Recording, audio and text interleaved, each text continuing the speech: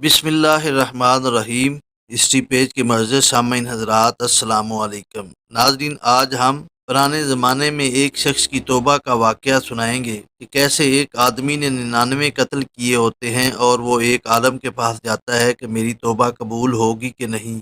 وہ عالم کہتا ہے کہ تم 99 افراد کے قاتل ہو، تمہاری توبہ قبول نہیں ہوگی، اور وہ کیسے اس عالم کو قتل کر دیتا ہے اور پھر ایک نیک بزرگ کے پاس جاتا ہے اور اپنی توبہ کے بارے میں پوچھتا ہے۔ وہ آدمی کیسے مرتا ہے، کیسے فرشتے آپس میں لڑتے ہیں، اور کیسے اللہ تعالیٰ اس کو جنت میں داخل کرتا ہے، یہ سب کچھ آپ اس ویڈیو میں سنیے گا۔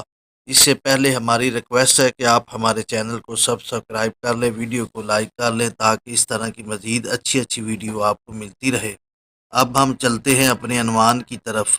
حضرت ابو سعید خدری رضی اللہ تعالیٰ عنہ سے روایت ہے کہ آپ فرماتے ہیں، کیا تم لوگوں کو نبی پاک صلی اللہ علیہ وسلم کی حدیث نہ سناؤں جسے میرے ان دونوں کانوں نے سنا اور میرے دل نے اسے محفوظ رکھا؟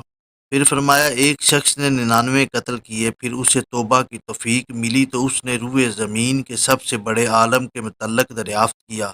جب ایک عالم کی نشاندہی کی گئی تو وہ اس کے پاس حاضر ہوا اور اپنے آنے کا مقصد بیان کیا کہ میں نے 99 انسانوں کا قتل کیا ہے، کیا میرے لیے توبہ کی کوئی گنجائش ہے؟ عالم نے جواب دیا، 99 ناحق قتل کرنے کے بعد توبہ، اب تو تمہاری توبہ ہرگز قبول نہیں ہو سکتی۔ اس قاتل نے یہ جواب سن کر اپنی تلوار نکالی اور اس عالم کو بھی قتل کر دیا، اور اس طرح اس کے ہاتھوں قتل ہونے والے افراد کی تعداد 100 ہو گئی۔ پھر کچھ عرصہ کے بعد اس کے ضمیر نے اسے ملامت کیا تو اس نے پھر روئے زمین کے سب سے بڑے عالم کا پتہ پوچھا اور اس کی ایک عالم کی طرف سے رہنمائی کی گئی۔ اس نے عالم کے پاس پہنچ کر وہی مسئلہ بیان کیا کہ میں نے 100 لوگوں کو ناحق قتل کیا ہے، میرے لیے توبہ کی کوئی صورت ہے؟ عالم نے جواب دیا، بھلا تیرے اور توبہ کے درمیان کون سی چیز حائل ہو سکتی ہے؟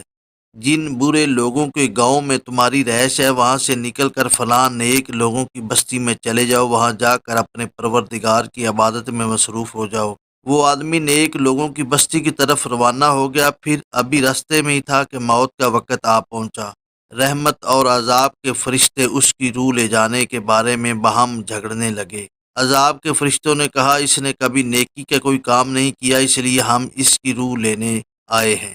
رحمت کے فرشتوں نے کہا، یہ توبہ کی حالت میں ہے، نیک لوگوں کی بستی کی طرف جا رہا تھا، اس لیے اس کی روح ہم لے کے جائیں گے۔